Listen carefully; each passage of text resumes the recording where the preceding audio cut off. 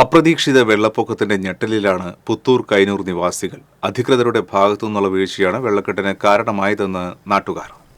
കഴിഞ്ഞ ദിവസം പെയ്ത കനത്ത മഴയും പീച്ചി ഡാമിൽ ഒറ്റ ദിവസം വൻതോതിൽ വെള്ളം ഒഴുക്കിവിട്ടതുമാണ് അപ്രതീക്ഷിത വെള്ളപ്പൊക്കത്തിനിടയാക്കിയത്. മുൻകൂട്ടി മുന്നറിയിപ്പില്ലാതിരുന്നതിനാൽ വീടുകളും സ്ഥാപനങ്ങളും വെള്ളത്തിൽ മുങ്ങി. പുത്തൂർ പുഴയിൽ വെള്ളമുയർന്നതോടെ പുത്തൂർ കൈനൂർ പ്രദേശവാസികൾ ദുരിതത്തിലായി. അധികൃതരുടെ ഭാഗത്തു നിന്നുള്ള വീഴ്ചയാണ് വെള്ളക്കെട്ടിന് കാരണമായതെന്ന് നാട്ടുകാർ പറഞ്ഞു. 2018 ആദ്യത്തെ അനുഭവമായതുകൊണ്ട് ഞങ്ങൾ ക്ഷമിച്ചു. ഈ അനുഭവങ്ങൾ വീണ്ടും ഇങ്ങനെ ഞങ്ങൾക്ക് സഹിക്കാൻ പറ്റില്ല. ഈ ഡാമിന്റെ അകത്ത് സ്റ്റോറേജ് കപ്പാസിറ്റി ഇല്ല. അതിനകത്തുള്ള ചെളി നീക്കം ചെയ്ത് കഴിഞ്ഞിട്ടുണ്ടെങ്കിൽ ഈ പ്രശ്നം ഇവിടെ ഉണ്ടാവില്ല.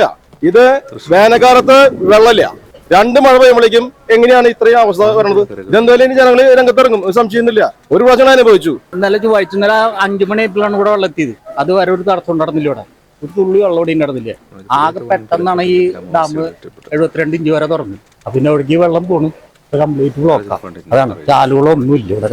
പുത്തൂർ കാലടി കുന്നംകാട്ടുകരയിൽ 200ഓളം കുടുംബങ്ങളാണ് വെള്ളത്തിൽ മുങ്ങിയത്. വ്യാപാര സ്ഥാപനങ്ങളുടെ ഷട്ടറുകൾ ശക്തമായ കുത്തൊഴുക്കിൽ തകർന്നു. കൈനൂരിൽ 500ഓളം വീടുകൾ വെള്ളത്തിലായി. പുഴയോരം ഗാർഡൻ റോഡ്, ഇരവിമംഗലം, പുഴമ്പള്ളം, മണ്ണാവ് എന്നിവിടങ്ങളിലും പുഴ കവിഞ്ഞെത്തിയ വെള്ളം കനത്ത നാശം വിതച്ചു. വാഹനങ്ങളും വെള്ളത്തിൽ മുങ്ങി. പുത്തൂർ പഞ്ചായത്തിലെ 3 ദുരിതാശ്വാസ ക്യാമ്പുകളിലായി 1200ഓളം പേരെയാണ് മാറ്റിപ്പാർപ്പിച്ചിരിക്കുന്നത്. Puthur government LP school, Kainoor ക്ഷേത്രം ഹാൾ, മരത്താക്കര സെന്റ് ജോസഫ് സ്കൂൾ എന്നിവിടങ്ങളിലാണ് ക്യാമ്പ് പ്രവർത്തിക്കുന്നത്. പുത്തൂർ ഗവൺമെന്റ് LP സ്കൂളിലെ ക്യാമ്പ് ജില്ലാ കളക്ടർ അർജുൻ പാണ്ഡ്യൻ സന്ദർശിച്ച സ്ഥിതിഗതികൾ വിലയിരുത്തി.